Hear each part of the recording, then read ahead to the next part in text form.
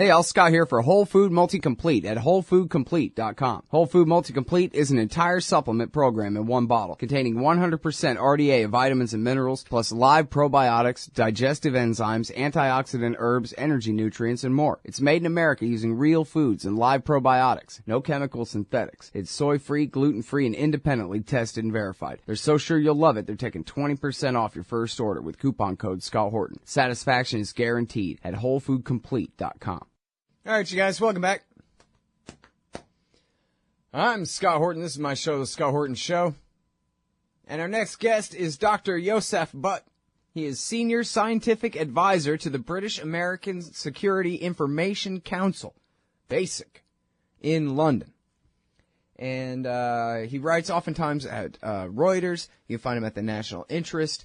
And every so often guest blogging over at armscontrollaw.com, which is Dan Joyner's blog, armscontrollaw.com, and that's the case with this one. The case of the missing, quote-unquote missing, 19.8 kilograms of Iranian uranium. Oh, you don't say. Welcome back to the show. How are you doing? Good. How are you doing, Scott? I'm doing great. Appreciate you joining us again on the show today, Yousaf. Dr. Yousaf, I should say. Let me tell you this. For years on this show, I've said things along the lines of, don't believe anything the warmongers say about this, because the bottom line is the same thing all the time in every report for years on end. The agency has continued to verify the non-diversion of declared nuclear material in Iran to any military or other special purpose, which means they've proven the negative. All of the nuclear material is accounted for, therefore it's not anywhere else. And now I got two articles in a row by you about how actually the IAEA sucks at this, which is really unfortunate, because I think the war party has already taken up the mantle and has already started using this as a part of their argument against the quote-unquote bad deal that would allow Iran to enrich uranium at all, that the IAEA cannot be counted on to account for Iran's uranium. Sorry to use counted on and account next to each other in a sentence like that, but you understand what I'm trying to say. And so anyway, let's first of all get to the 19.8 kilograms. Is it true that the Iranians have diverted some uranium and the IAEA let them get away with it? No, not at all. In fact, the uranium was just part of this waste, this processed waste that was stored there, and it was stored under seal. IAEA has very stringent seals that they put on, and you can't really tamper with them. And they never said it was tampered with. So they had some drums with waste in it in 2003. They opened it up in 2011. And they had two different estimates of the natural uranium. We're not talking about enriched stuff. This is natural uranium. In 2003, and they had another estimate 7 years later or 8 years later, and those two estimates were different. So nothing was actually missing. There was a seal on the drums of the waste. No material got anywhere. But, the story got spun out of control because, it was placed next to this possible military dimensions annex in one of the IAEA reports, and then the U.S. diplomats started fanning the flames, and the press got into it, and it just spun out of control. So that's sort of what happened there. It's amazing that people don't stop and go back and check. I mean, I know that George John at the AP doesn't want to go back and check, but it seems like, 15 times bitten, twice shy a little bit here from some of these Iran news reporters that, well, what is the story here? As you say, well, look, the entire thing is debunked on the face of it. If the barrels are all still sealed, I don't know if they're barrels, whatever containers are still sealed, then they're still sealed. Unless you're telling me that one of the containers is missing, then there is no scandal here. As you're saying, it's the people who are basically guessing, are guessing different for whatever reason. Do you know what reason they're guessing different?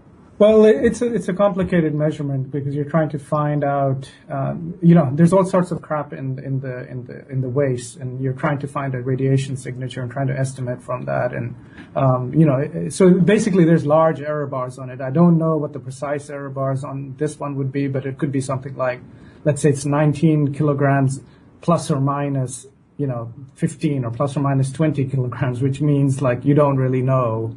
It's consistent with zero, basically. Mm-hmm. So that's one part of the issue. But the other part of the issue that nuclear matters just seems scary is, you have to look at what 20 kilograms of natural uranium corresponds to. Mm-hmm.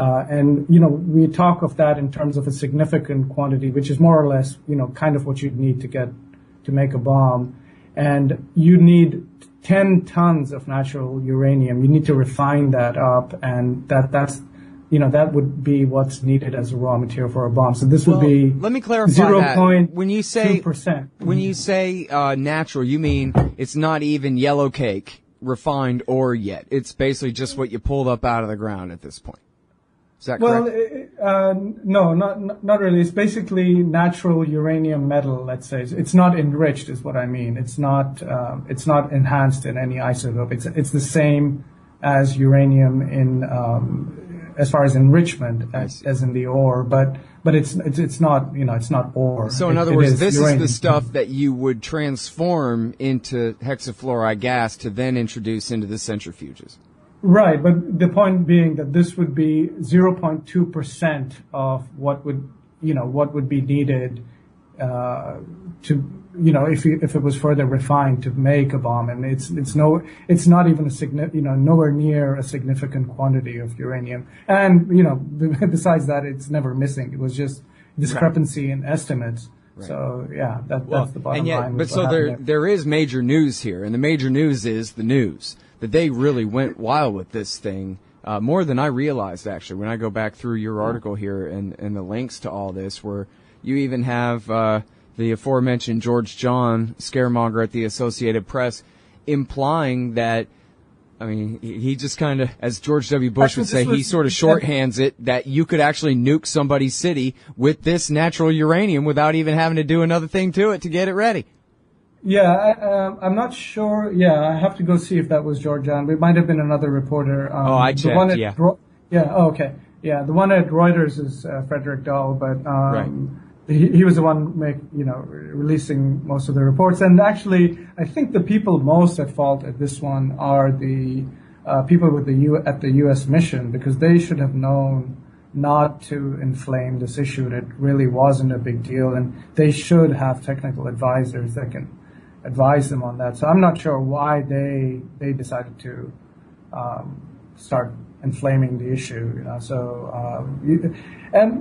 When you talk to reporters, they say, well, our job is just to report whatever other people say and not to analyze. But, that's a little coy, I think. I think they could, get some decent technical help and say, what's really going on here, instead of just regurgitating whatever the IAEA or Western diplomats tell them. And many of these Western diplomats in fact, even if the news is what they say, then still double check, because if they're saying something wrong, that's a news story itself.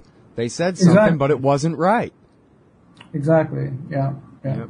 Yeah, no, it's incredible, especially on this issue after this amount of time of mis and disinformation, where there never was a big drum roll and an announcement, but they sort of just gave up on the lie that there was a secret parallel nuclear weapons program in Iran after that lie was told in American media 100 million different times. Everybody knows they got a secret illicit nuclear weapons program over there, and they just kind of dropped that lie without even saying sorry for a minute.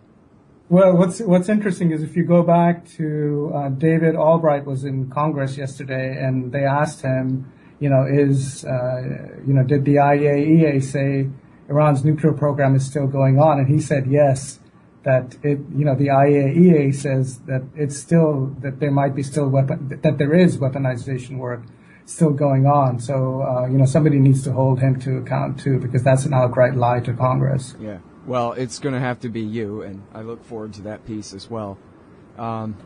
It's all very important, and these so-called experts like David Albright sure have a lot of sway when it comes to, just being cited. If anybody's got to double-check anything, they only double-check it with him a lot of the time, unfortunately.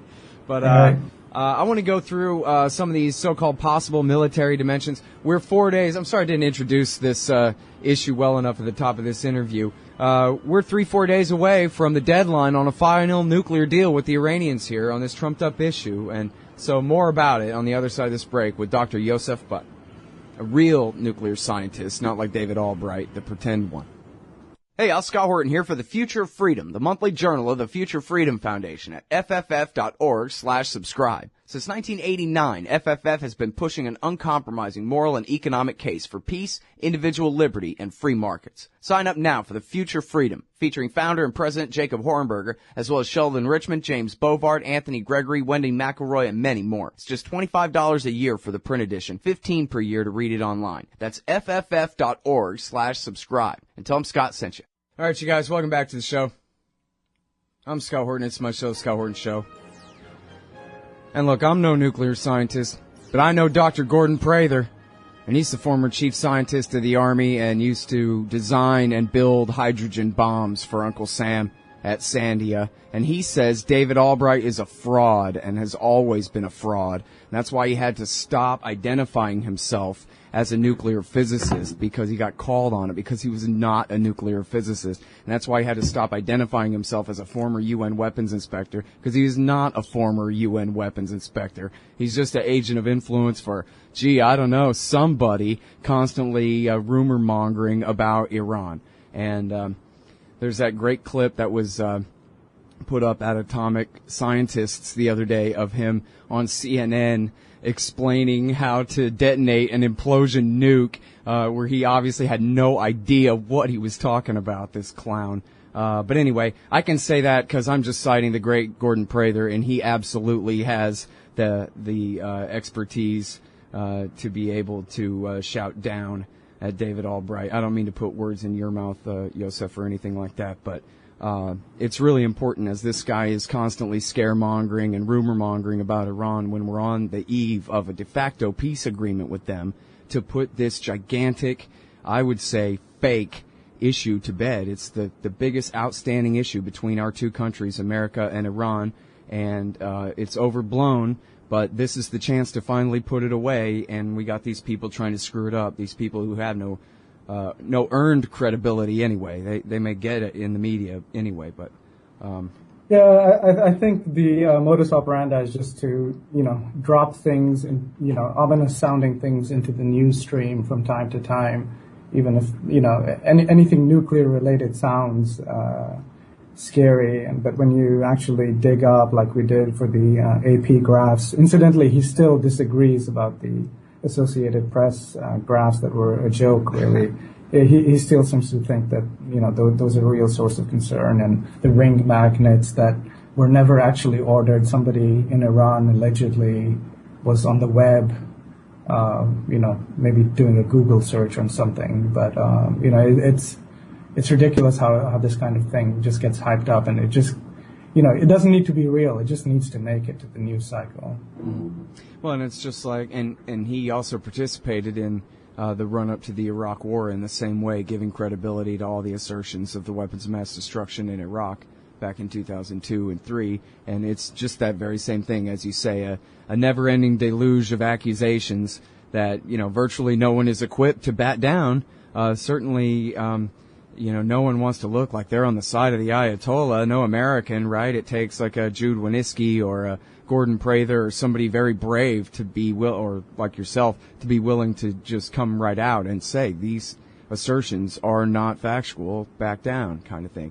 Well, we don't get much of that. Well, I think that's the power of technical analysis, because it's sort of unambiguous. There's it's not a political call. It's 1 + 1 is 2, and there's not much to debate there. Right. But it's not just him. What's the problem now is, even at the IAEA, the head of the IAEA, Yukiya Amano, is known to be biased in his views, and not, he should be impartial, but he's not.